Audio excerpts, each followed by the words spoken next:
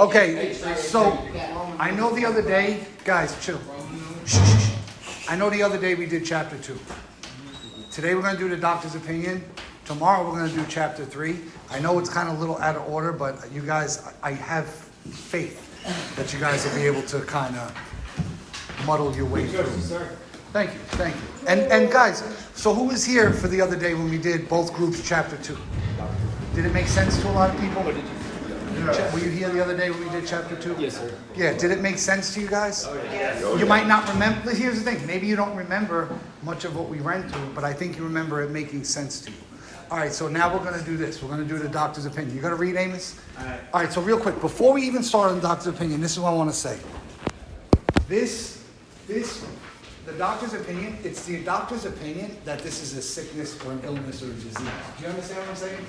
It wasn't until the 1950s something that the American Medical Association deemed this a disease. So this was way ahead of its time. That's why it's called the doctor's opinion, but it's really not an opinion. You understand what I'm saying? You okay, man? Yeah. So I can. Yes, facial leading, I get it. Okay, go ahead. This is Dr. Silkworth, right? Yes. Not Dr. Phil. We of Alcoholics Anonymous believe that the reader will be interested in the medical estimate of the plan of recovery described in this book. Convincing testimony must surely come from medical men who have had experience with the sufferings of our members and have witnessed our return to health. A well-known doctor, chief physician at a nationally prominent hospital specializing in alcoholic and drug addiction, gave Alcoholics Anonymous this letter. To whom it may concern, I have specialized in the treatment of alcoholism for many years. In the late 1934, I attended a patient who, though he had been a competent businessman of good earning capacity, was an alcoholic of a type I had come to regard as hopeless. In the course of his third treatment, he acquired certain ideas concerning a possible means of recovery. As part of his rehabilitation, he commenced to present his conceptions to other alcoholics, impressing upon them that they must do likewise with still others. Hold on real quick. So they're talking, the doctor here is talking about Bill. Bill was the competent businessman of whatever standing. Do you understand what I'm saying? Mm-hmm. And through his course of treatment or whatever, he's come up with some ideas and he conceptualized. That's how he came up with this. But did you see right in the beginning, right? The first thing he said, we of Alcoholics Anonymous. We of Alcoholics Anonymous is nobody in this room. We of Alcoholics Anonymous was the first 100 people that they tried this on. Do you understand what I'm saying? Like, they used a focus group, like before they ever wrote this book, before they did anything, they found 100 people that were in really bad shape, and they were like, okay, try this. And every single one of them that tried it got sober. Not all of them stayed sober. Can anybody guess why they didn't stay sober? They didn't keep doing what they did to get sober. But yeah, it is, and it's a lifelong thing. It's a lifelong thing. If you think that you're just gonna, learn the cheat code or the secret handshake or whatever, and then go about your business and be fine, I can tell you about, like I was just telling them, I'm not going to get into it, I can tell you about somebody I know that kind of did that and fell off, and now they're untreated alcoholism and it's wrecking their whole life, and they're not even drinking or getting high. Okay, so good. So keep going. This has become the basis of a rapidly growing fellowship of these men and their families. This man and over 100 others appear to have recovered. I personally know scores of cases who were of the type with whom other methods had failed completely. These facts appear to be of extreme medical importance because of the extraordinary possibilities of equal growth inherent in this group, that they may mark a new epoch in the annals of alcoholism. All right, so let me explain. Anybody in here know what that means? Market news. All right, so here's the thing. If we have, well, yeah, and you're right, and you're right. Like, if we have a thing right here that was basically from year zero or even before Christ, whatever. Whenever people started getting messed up on alcohol until 2022, we're going to mark an epoch. We're going to put an asterisk right next to 1935, 1939, whatever it is. Holy shit, we found something that works. Yeah. Because America was shit-faced in that time. well, and they are now. Well, they are now. And here's the thing. This thing right here, AA, the thing that it spawned a lot of different types of other things. Anybody in here familiar with refuge recovery? That's the Buddhist version. Oh, I've read it. Celebrate recovery. Celebrate recovery. I mean, listen, any program that you use, even cognitive behavioral therapy, anybody in here familiar with that? Cognitive, Behavior. it's the same, it's not the same, it's very, very, very similar. There's Yeah. wellness, Yeah. behavior therapy for Native Americans. That's what, Wellness. and I promise you, I read that book too. Yeah. It all is very, very similar to this, and this was the first of its kind. That's Yeah. all I'm saying. Like, so this thing right here, like the doctor was just saying, this was a guy who come to believe is hopeless. Like throw away the key, this guy's never gonna get it. And then, as we know, Bill kind of created this thing, started thing, and was sober the day he died. Go ahead. These men may well have a remedy for thousands of such situations. You may rely absolutely on anything they say about themselves. Very truly yours, William B. Silver, MD. The physician who, at our request, gave us this letter, has been kind enough to enlarge upon his views in another statement which follows. In this statement, he confirms what we who have suffered alcoholic torture must believe, that the body of the alcoholic is quite as abnormal as his mind. It did not satisfy us to be told that we could not control our thinking just because we were maladjusted to life. All right, so what does that say? Just say, like, someone tell me what being maladjusted to life is. not correctly adjusted. Well, it certainly isn't healthy and well-adjusted, right? And are we not? Because here's the thing, guys, here's the real deal. We have zero coping skills. What's been our only coping skill until now? Drugs and alcohol. Yes. And listen, with drugs and alcohol, it's fight or flight, like we are just running. Do you understand what I'm saying? Yeah, do you want to say something? No. Okay, so that's what it says, and it's gonna even say a couple other things, that outright mental defects and delusional, and we'll get into all that, but go ahead. That we were in full flight from reality or were outright mental defectives. These things were true to some extent, in fact, to a considerable extent with some of us. But we are sure that our bodies were sickened as well. In our belief, any picture of the alcoholic which leaves out this physical factor is incomplete. The doctor's theory that we have an allergy to alcohol interests us. As laymen, our opinion as to its soundness may, of course, mean little. But as ex-problem drinkers, we can say that his explanation makes good sense. It explains many things for which we cannot otherwise account. Though we work out our solutions on the spiritual as well as an altruistic plane, we favor hospitalization for the alcoholic who is very jittery or befogged. What's altruistic mean? So it's on the spiritual plane. There is principles behind every one of these steps. Honesty, faith, courage, service work, all this other stuff, right? The ethics fellowship. Well, the ethics, but altruistic means to do the right things for the right reasons, right? So we're not doing the right things when it suits us. We're not doing the right things because what it might get from us. We're doing the right things for the right reasons, and we're living by spiritual principles.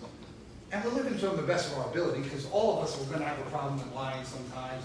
Still might try to get over. I told you I like to steal water from Walmart every now and then. You know, this is the type of stuff, but we're in constant check of our behavior, because we know, here's the thing, guys. Who in here was a real hard drug user? Me? Now, let me ask you something. Did that happen the first time? Like, what does it all start with? Weed, alcohol, right? It's like this It bad developed. decision leads to another bad decision, leads to another bad decision. You know what I mean? Like, that's how it goes. And then one day, it's a good idea to smoke crack. When Yeah. To years substitute for something else well, too. but remember that years ago, like, I guarantee every single hard drug user in here, or every full-blown alcoholic, the plastic vodka bottle hidden behind the toilet, like, nobody ever thought that was gonna be them.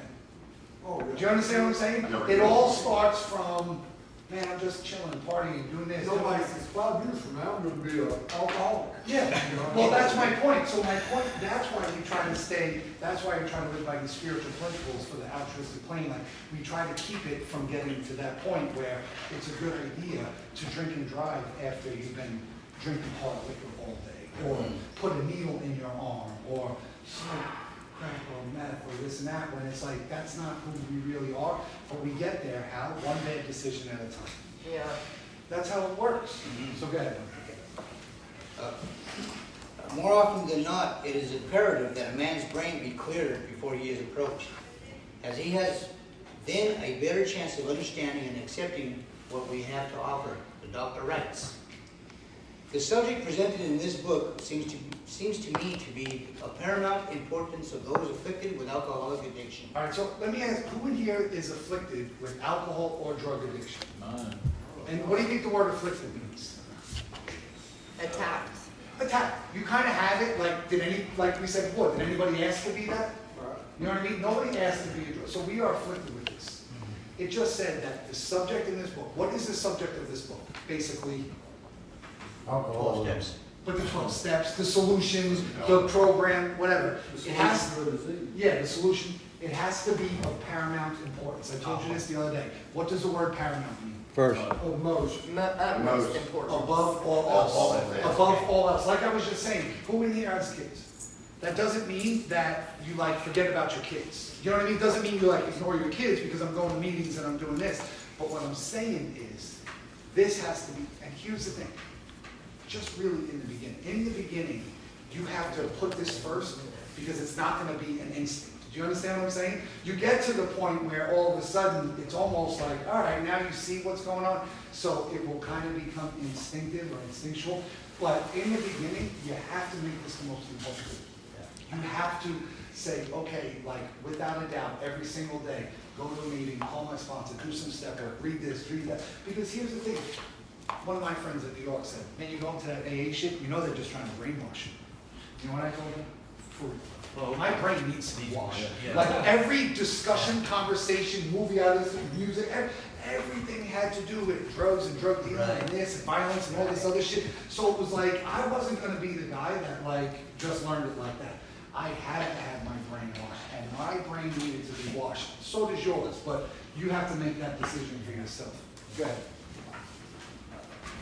I say this after many years' experience as medical director of one of the oldest hospitals in the country treating alcoholic and drug addiction. There was, therefore, a sense of real satisfaction when I was asked to contribute a few words on a subject which is covered in such masterly detail in these pages.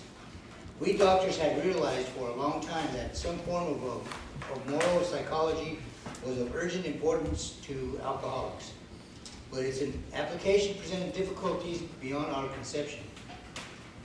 With our ultra-modern standards, our scientific approach to everything, we are perhaps not well equipped to apply the powers of good that lie outside our synthetic knowledge. Many years ago, one of the leading contributors to this book came under our care in this hospital, and while here, God bless you. he acquired some ideas which he put into practical application at once. Later, he requested the privilege of being allowed to tell his story to other patients here, and with some misgiving, we consented. The cases we have followed through have been most interesting. In fact, many of them are amazing. The unselfishness of these men, as we have come to know them, the entire absence of profit motive, and their community spirit is indeed inspiring to one who has labored long and wearily in this alcoholic field. They believe in themselves, and still more in the power which pulls the chronic alcoholics back from the gates of death. Of course, an alcoholic ought to be freed from his physical craving for liquor, and this often requires a definite hospital procedure before psychological measures can be of maximum benefit. We believe, and so suggested a few years ago, that the action of alcohol on these chronic alcoholics is a manifestation of an allergy, that the phenomenon of craving is limited to this class and never occurs in the average temperate drinker. These allergic types can never safely use alcohol in any form at all, and once having formed the habit and found that they cannot break it, once having lost their self-confidence, their reliance on things human, their problems pile up on them and become astonishingly difficult to solve. All right, so real quick, so it just said that we have an allergy to this thing. That when we put this in our body, the phenomenon of craving starts. What does that mean? Someone tell me. It means when I drink, I don't know what's gonna happen, and I can't stop. And I want to stop, but I can't. yeah, and here's the whole thing. How many people have been arrested because of drugs or alcohol or under the influence, right? So not every time you've done drugs or alcohol, you've been arrested. But every time I've been But- arrested, I've been under the influence. Yeah, so it's like there's a guy I know out there, Rosenberg, Sugarland, who says like, his sponsor said it to him all the time, right? Like, if you ate a Big Mac, every time you ate a Big Mac, or, you know, if you ate a Big Mac, and sometimes this type of stuff happens, would you ever eat fast food again? No. No, but it's just with this thing.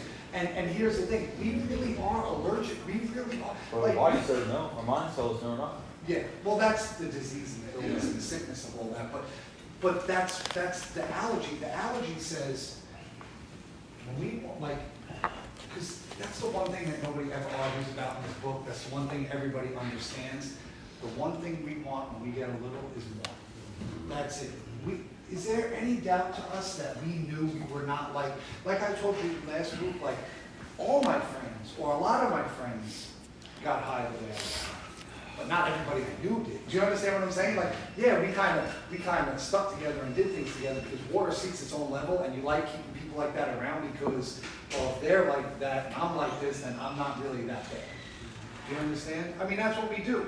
But we know. Listen, let's keep it 100% real right now. If we can honestly explain to our friends and our family or other people how much we really love this, like how much, right? I used to love that shit. Like, I would have never told anybody how much I love that shit because I'd sound crazy. Yeah. Yeah, I would always seek the person that got more fucked up than me, which was rare. But, and then I could feel a little bit better about myself because I knew that they were going to cause havoc that night. And I mean, I wasn't a mean or vicious drunk. I would just fucking pass out. And, right. I would hang out with people that were worse drunks than me. It's like keeping a friend around a little less ugly than you. Right. But Makes you no, look a lot better. well, listen, hey guys, it really comes down to that self-esteem. We like to feel superior to people because, But we're so fucked up. yeah, it makes us feel better about ourselves. Right. Because, you know, like I said, like, guys, let's be real. We know how, like I said before, like, we know how much we love this shit. We've been trying to keep it a secret from everybody. We've been telling them shit like, I'll control it, I'll handle it, all this, which we kind of believe, we don't believe at the time, that's neither here nor there. But let's be real, like, this shit was our life. Hell yeah. Like I said, when the first time, I took painkillers a bunch of different times, 1 year, 1 there, 1 year, I don't know, 5, 6, 7, 8 times. Didn't really, I wondered why people liked them so much. I took 2, I said, now I get it. Do you understand what I mean? When it says it in the book that we have arrived moment. That's what I felt like. Like, why am I not doing this more? Like, I felt like God made that shit just for me. Do you understand what I'm saying? Right. No, I I believe mean, you. like if God made anything better than opiates, he saved that shit for himself. You know what I mean? And that's, I mean, that's. He was the same way, man. Yeah, well, yeah, Fuck yeah. yeah, but that's, I mean, that's my point. So here it is, like, we do not, this is my point. We do not react like other people. We do not act, why do you think we don't act, why do you think we have that allergy? I think it's because we're predisposed to pain our whole entire life. I think it's because we've always been restless, irritable, discontent, anxious, nervous, Gave birth. uncomfortable, uncomfortable our whole entire life. That's why when we do this, or do this, or do this, we're like, oh man, why did I feel so good?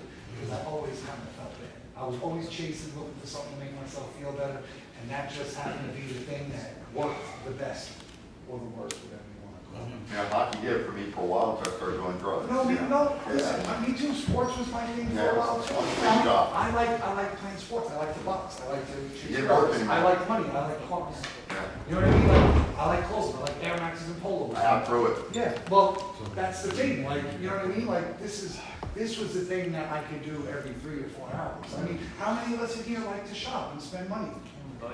Yeah, that can make you feel, I mean, that's That's a high in itself. That's the shit I'm trying to explain to people. Our whole entire life, we've been addicts. Our whole entire life, we've been looking for something to make ourselves feel better. That's what I talk about, that spiritual sickness, the spiritual malady, the dis-ease of self, that hole in the heart. You can't, I mean, we all know this, right? The more you try to shove shit in there, the more you want to shove shit in there. Like, it's never enough. Mm. It wasn't until I like reversed the way I was thinking and my motives and started doing things differently that it became enough, that I got comfortable, that I then happy. I just said to my friend up there, I'm like, I've never been so happy in my life. I'm in a relationship right now that I never thought was possible. You know what I mean? Yeah. Like, I love my girlfriend and my family and you guys and my friends. Like, it's the most important thing to me, relationships and human beings. Like, this is what life's about. It's not about Rolexes or Lexuses or drugs or money or I cars. like living on the edge, man. But no, me too, but do you, I mean, how fun is it? How rewarding is it? Oh, it's not, I'm living for the moment. I'm not looking for what you just said. I live for love and relationships and other people. Well, now I was going to try, I'm living for that shit. Yeah, well, we're living for ourselves. Yeah. Yeah, spiritually, spiritually. Hey, if you guys really want to know, we'll get into a different conversation, what I think, whatever, we'll, go ahead. We can talk about this shit. It's all different subject. Where am I at? Rob, Frothy emotional appeal seldom suffices. The message which can interest and hold these alcoholic people must have depth and weight. In nearly all cases, their ideals must be grounded in a power greater than themselves if they are to recreate their lives. If any feel that as psychiatrists directing a hospital for alcoholics we appear somewhat sentimental, let them stand with us for a while. Let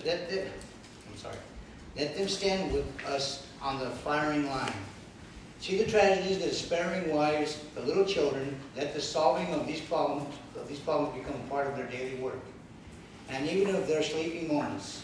And the most cynical will not wonder that we have accepted and encouraged this movement. We feel, after many years of experience, that we have found nothing which has contributed more to the rehabilitation of these men than the altruistic movement not growing up among them. Men and women drink essentially because they like the effect produced by alcohol. This sensation is so elusive that while they admit it is injurious, they cannot, after a time, differentiate the true from the false. What does that mean? Right from wrong. Well, here's the thing. Guys, is your first time in treatment? No. All right, well, even if it's your first time in treatment, we know that it's messing things up. We know it's messing relationships up. We may have gotten a DWI or 3 or 4. Do you understand? We admit that it's injured. We know that it's fucking shit up.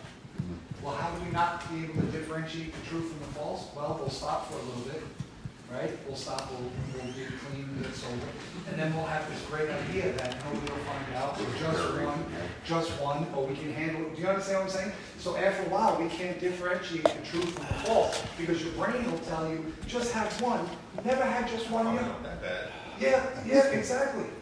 Or, how many of us told us this? Well, I'll just get sober, like, I'll get my shit together next week. oh yeah. Or next month. Yeah, 100 times, right? I always say 994. I don't know why that's my number, but that's what it is. No, I feel like it's close. For a while, Okay. I was really hooked. I'd be smoking and popping pills and stuff all the time, but like, someone brought it to my attention, like, you're an addict. I'm like, well, no. But then like, I got asked, well, did you ever try to get sober? But like, no. But it's like, in my head it was like, well, why would I ever try to like do that? Yeah. Like, it didn't really make sense. But like, I never tried to go sober, so I never knew. How hard it was? Yeah. Yes, see, that's the funny thing. A lot of times people are out there and they know that this thing is whatever, but they're convinced, they're convinced that they can stop if they need to, or if they wanted to, or whatever the case is. Like, I have a friend in New York, he's like, man, I'm just bored. I was definitely one of those people. I'm like, but you, see, I tell people all the time, you don't know how hard this is until you really, really try. Until you really, really try, where you want nothing to do with it, you do anything. If there was any treatment I ever went to, they said, Mike, here's a butter knife. Cut your 2 fingers off with your butter knife and you'll never have to deal with this shit again. You know what I mean? Like, that's how bad I wanted to stop. But yet I always, and it'll talk about it in the book and we'll get there. I would go to treatment, I would get clean, I'd get sober, I'd be good, I would never again, I'm not messing with it, I'm not. And then I go out in the world and it says we get restless, irritable, discontented. I mean, I'm at the point where I'm about to choke people because they breathe too loud. Do you understand? No, do you understand what I'm saying? Like, Yeah. and if you're my next door neighbor, Oh, yeah. and you say, Mike, how you doing? I say, fine. Because I've been like that my whole life. But I'm just like one tragedy, like a broken shoelace away from like getting high and just throwing, and all I want to do is get high. But see, I can admit that it's dangerous. And I know that I'm better off not. So all I want to do is get high. And then the second I get high, I'm a piece of shit who can't stay sober. What's wrong with me? I hate myself. I hate everything about myself. And well, I already fucked up. I might as well keep fucking up. Yeah.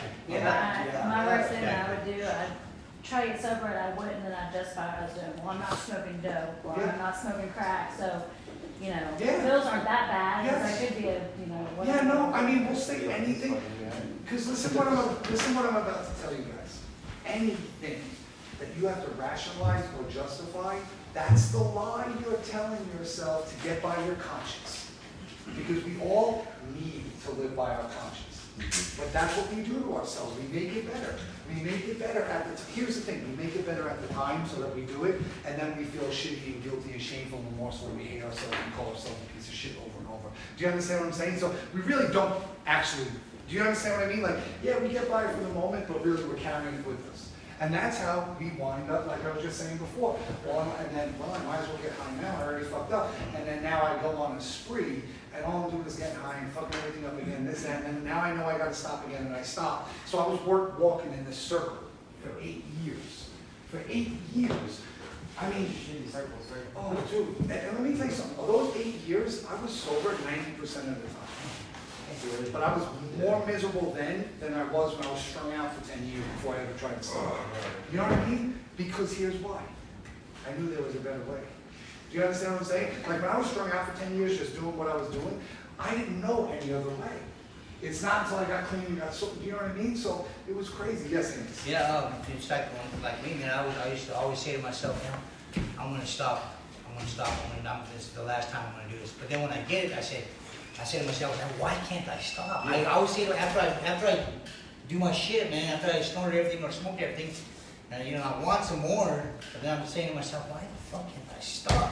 Why can't I stop? And you get mad at yourself, identify man. that? Can anybody identify that? 100%. Well, I like how it said in the first couple of paragraphs, those with us who have suffered alcoholic or drug addiction torture, that's the torture that goes with the shit. Yeah. That conflict up inside. Yeah, I mean, exactly. that's the shit that tortured me. That's the shit that made life unbearable and Yeah. miserable. Me being up here, wanting to do the right thing, can't stop doing the wrong thing, no matter how long I do the right thing for, Exactly. somehow the wrong thing drags me back. Yeah. You understand what I'm saying? Because no matter how hard I try to decide to do the right thing, you know how many times I told people, I'll be good.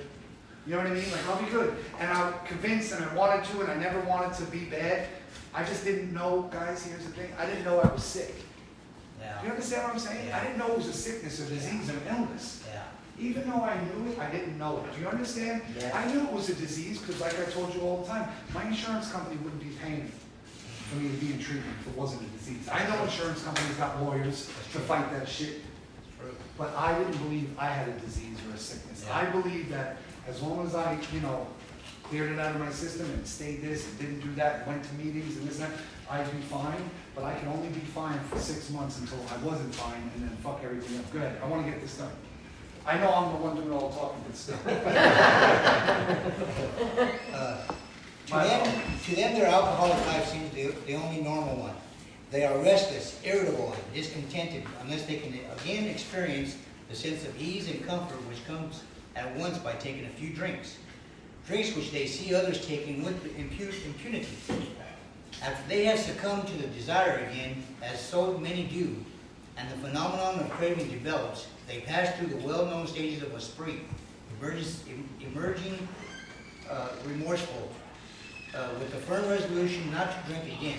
This is repeated over and over, and unless this person can experience an entire psychic change, there is very little hope of his recovery.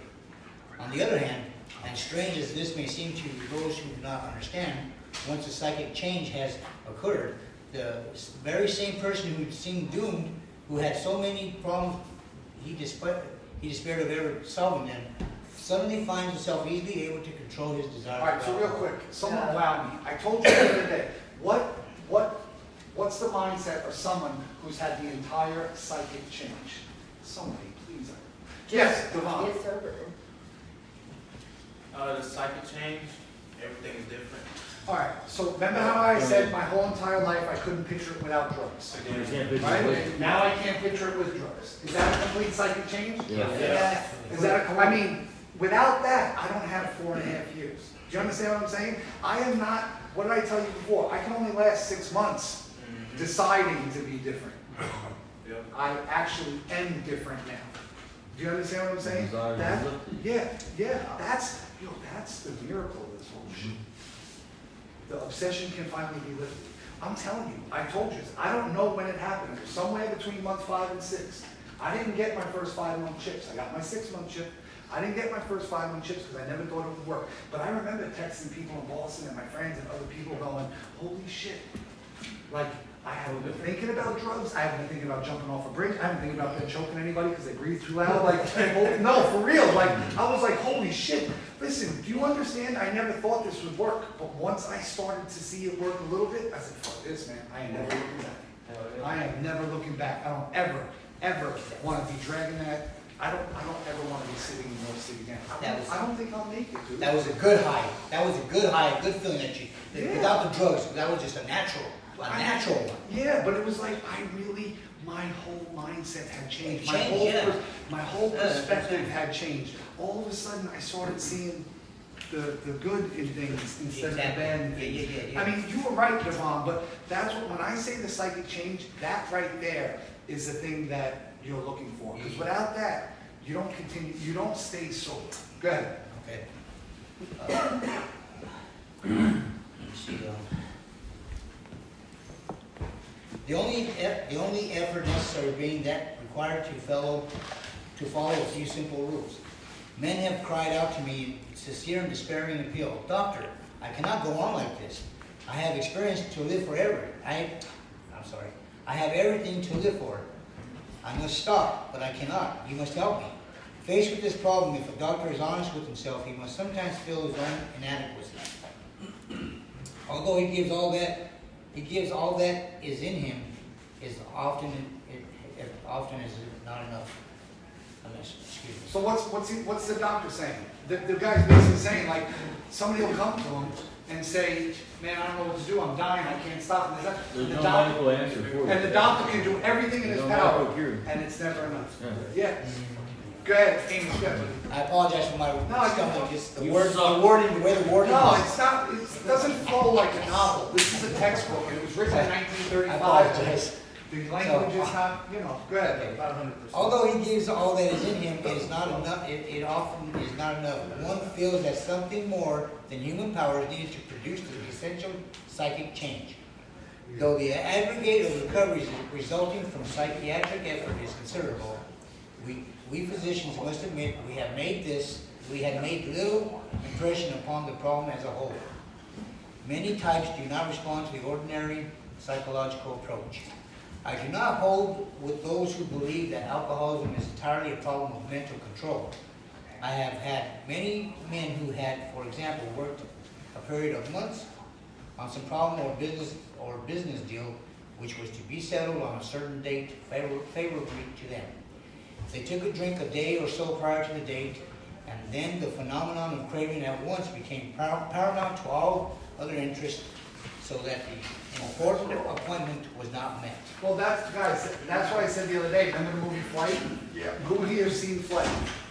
Remember when he was in the hotel room and he was about to kind of skate free with everything, and that door was open and that liquor was there? I mean, he was about to completely get out from that whole mess, and that shit was put in front of him, and he couldn't say no. He was powerless. Go ahead. There are many situations which, these men were not drinking to escape, they were drinking to overcome a craving beyond their mental control. There are many situations which arise out of the phenomenon of craving which cause men to make the supreme sacrifice rather than continue to fight.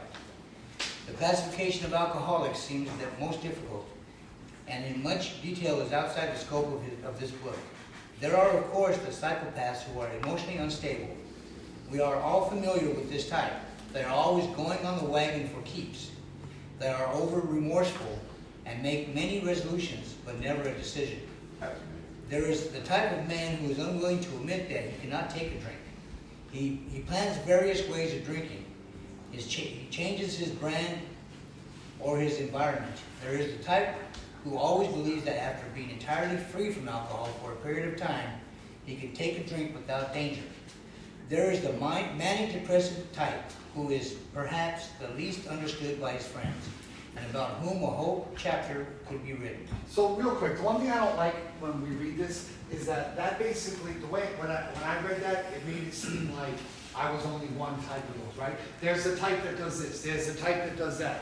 Here's the thing, I've been all of those types. You understand what I'm saying? And you can too. A lot of times, we are those. In the beginning, it's the type that, what is that? What is that? You said you can too, and I said I'll do my best. Well, here's the thing, you know how, like, here's the thing that gets us most of the time in the beginning. We're the types that think, because we put it down for a little bit, that we were sober for a little bit, we can control it. You understand what I'm saying? And then we become the manic depressive type or whatever, that we make firm resolutions, and they say never again and never again, and then we do it again and we feel overly remorseful. Do you understand what I'm saying? So when it says that, do not think that you're only one type. Chances are you're all of them, a few of them, at least one or two of them. I used to think that, you know, when I before I got really hooked on coke, that there was a time I could just do a little bit, and then I could stop. And then, I could stop doing this. But fuck, man, after a while, man, I'm just getting my language, but after a while, man, it catches up with you, you just can't stop it. You want to do more and do more, and then Because the it's shit what? happens. Because of what? It's what? It's Progressive. progressive. It's progressive. In the beginning, we can. Yeah, it's progressive, yeah, exactly. Here's the thing for me. When I had my 2 years, I didn't fucking ease back into it. I went balls to the wall once I decided I was going to drink after my father passed, and flew back to LA, and I didn't go back to my apartment. I stayed outside, Yeah. just drinking handles of vodka at a time. No, I mean, anybody that's had any sober time will tell you that's how it goes. Yeah. We could be months, weeks, months, and years, and then the minute the phenomenon of craving kicks in, and usually we don't stop until a detox, a jail, or a hospitalization. I mean, that's how bad it gets. Go ahead. Then there are types entirely normal in every respect except in the effect alcohol has upon them. They are often able, intelligent, friendly people. All these and many others have one symptom in common. They cannot start drinking without developing the phenomenon of craving. This phenomenon, as we have suggested, may be the manifestation of an allergy which differentiates these people and sets them apart as a distinct entity. It has never been, by any treatment with which we are familiar, permanently eradicated. The only relief we have to suggest is entire abstinence. This immediately precipitates us into a seething cauldron of debate. Much has been written pro and con, but among physicians, the general opinion seems to be that most chronic alcoholics are doomed. What is the solution? Perhaps I can best answer this by relating one of my experiences. About 1 year prior to this experience, a man was brought in to be treated for a chronic alcoholism. He had but partially recovered from a gastric hemorrhage and seemed to be a case of pathological mental deterioration. He had lost everything worthwhile in life and was only living, one might say, to drink. He frankly admitted and believed that for him there was no hope. Following the elimination of alcohol, there was found to be no permanent brain injury. He accepted the plan outlined in this book. 1 year later, he called to see me, and I experienced a very strange sensation. I knew the man by name and partly recognized his features, but they're all resemblance ended. From a trembling, despairing, nervous red has emerged a man brimming over with self-reliance and contentment. I talked with him for some time, but was not able to bring myself to feel that I had known him before. To me, he was a stranger, and so he left me. A long time has passed with no return to alcohol. When I need a mental uplift, I often think of another case brought in by a physician prominent in New York. The patient had made his own diagnosis and decided his situation hopeless, had hidden in a deserted barn, determined to die. He was rescued by a searching party and, in desperate condition, brought to him. Following his physical rehabilitation, he had a talk with me in which he frankly stated he thought the treatment was a waste of effort. Unless I could assure him, which no one ever had, that in the future he would have the willpower to resist the impulse to drink. His alcoholic problem was so complex and his depression so great that we felt his only hope would be through what we then called moral psychology, and we doubted if even that would have any effect. However, he did become sold on the idea contained in this book. He had not had a drink for a great many years. I see him now and then, and he is as fine a specimen of manhood as one could wish to meet. I earnestly advise every alcoholic to read this, alcoholic or drug addict, to read this book and though perhaps he came to scoff, he may remain to pray. William D. Sipple, Okay, so we got a few more minutes. Going back to the spiritual experience thing. I know we read this the other day, but I want to read it again real quick. Because it's saying here that unless the man has a spiritual awakening or the necessary psychic change, that they won't stay sober. It's in the back, 5 something. Guys, find it for me. 567. 540. 567? Yes, sir. All right, so I want you want to read this, Amos? You want me to have someone else read I'll it? read I it. can, yeah, that's Okay, someone else. well, Yeah. let her read. No. Yeah, That's yeah, right. yeah, let her, yeah. She don't hold him. It's a day, Junior. Stop. Go. Forrest wants to read. Go ahead, Forrest. Oh, okay. Spiritual experience. The term spiritual experience and spiritual awakening are used many times in this book, which upon careful reading shows that the personality change sufficient to bring about recovery from alcoholism has manifested itself among us in many different forms.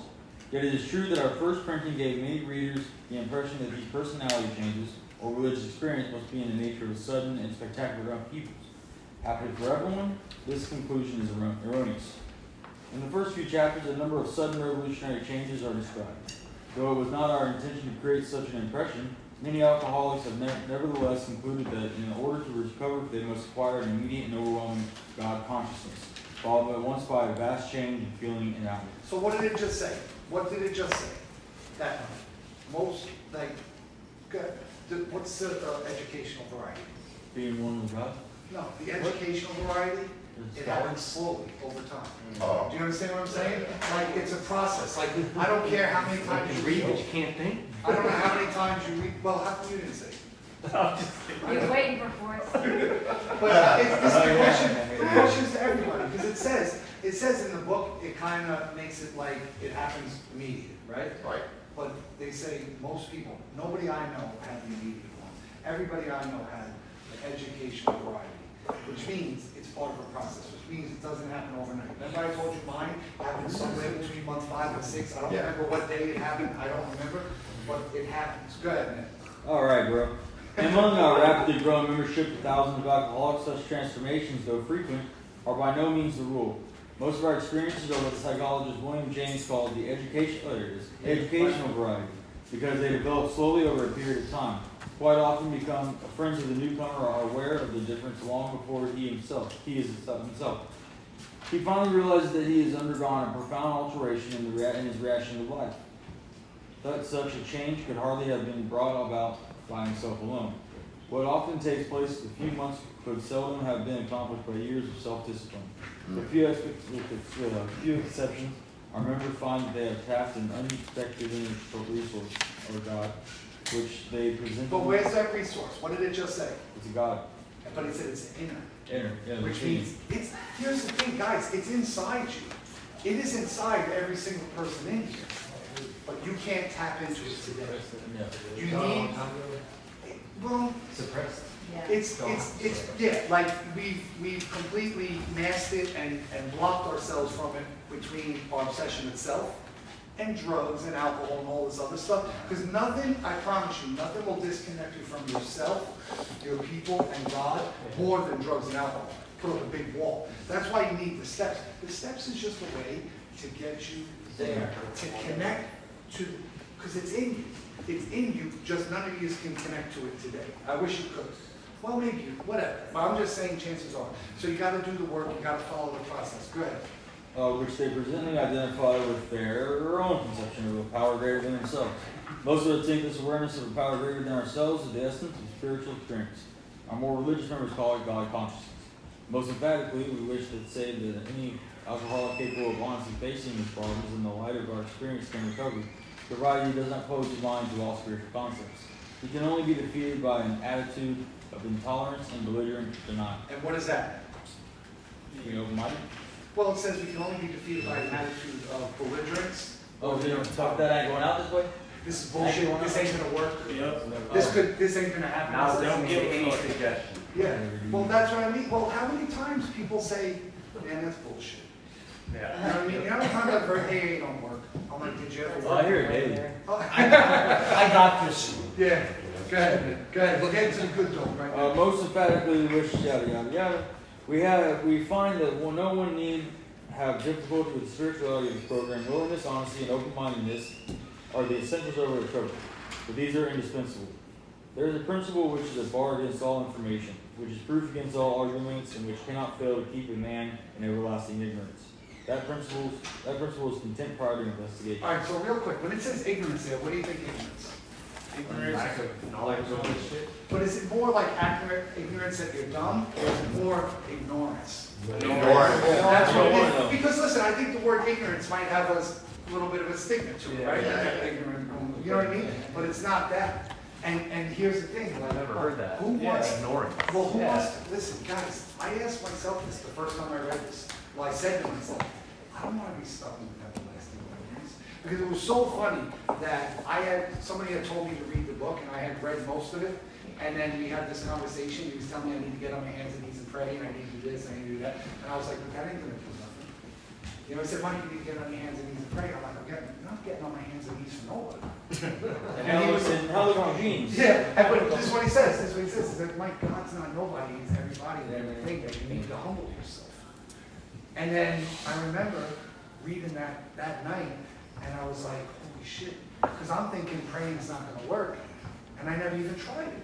You know what I mean? Like, Contempt prior to investigation. contempt prior. What is contempt prior to investigation? You come up with a conclusion before you've even done any looking Yeah, into it. I thought praying and meditating. See, this is the thing. I seen how meetings could work, so I was willing to do it. And I would work with steps because I heard it enough. And I'm like, okay, that might work too.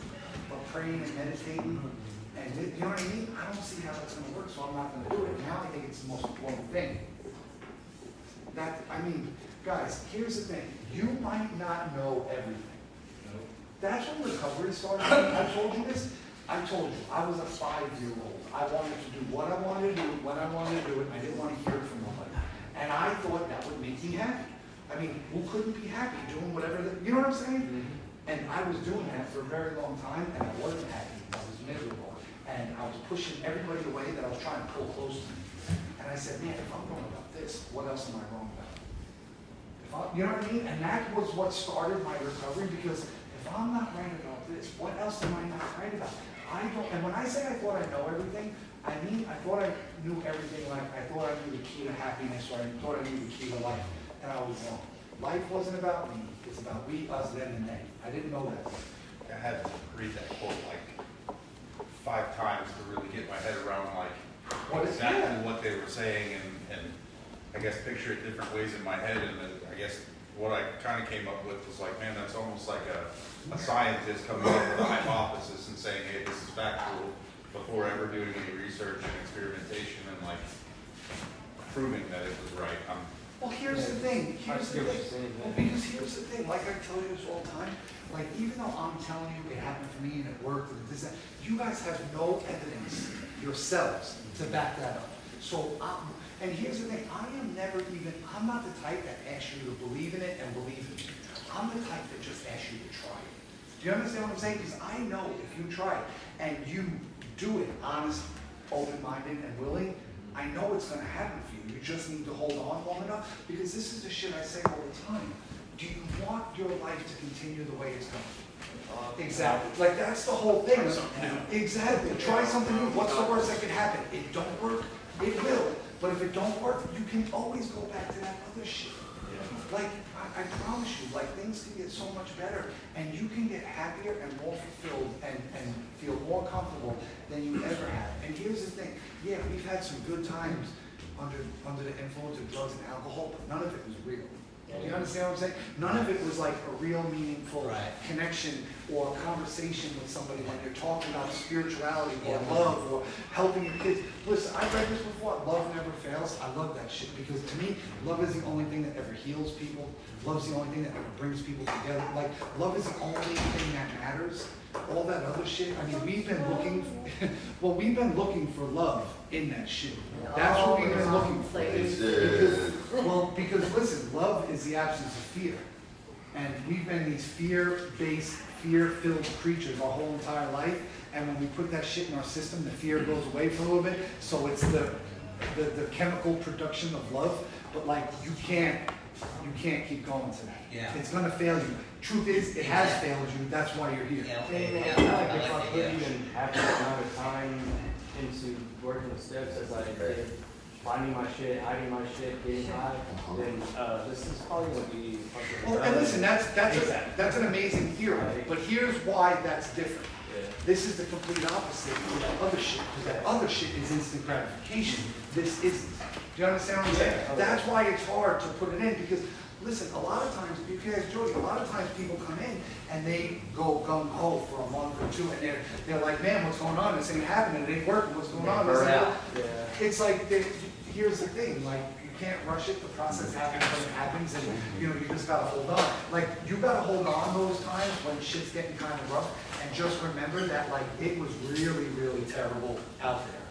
You know what I mean? Because I promise you, here's the thing, there is no light at the end of this tunnel.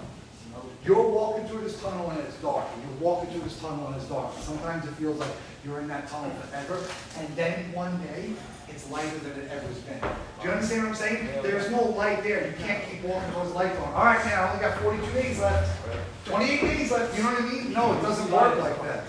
It doesn't work, it doesn't work like that. It's like all of a sudden, that spiritual awakening experience, all this shit, it happens, and you're, like what Devon said before, you're completely looking at everything you've looked at differently completely your whole entire life, and you're like, holy shit, this is what they were talking about. Because I try to explain it to you, and I try to put it in the right language, but it would be like you trying to explain childhood. You understand what I'm saying? I can understand and I can get it, but will I ever really get it? Nope. Not unless I really had a baby, which, you know, whatever. All right, guys, yeah, let's say it, and then we'll let, guys, Jody shit's in a few minutes, so as soon as he's done, go smoke your cigarettes, do what you're gonna do. Be back at 7 and respectful and do what, Amos, you ain't even gonna move. Go ahead. I was just gonna say that during, I placed a timeline on when I thought I was gonna feel good and be able to feel confident, and truth is, it's a constant daily battle. Yeah, yeah. Listen, if you, like, that's, I mean, like I said, it just, you can't, what was the timeline? 2 years. Oh, it was 2 years. It should have happened for you. You weren't doing something. That's real.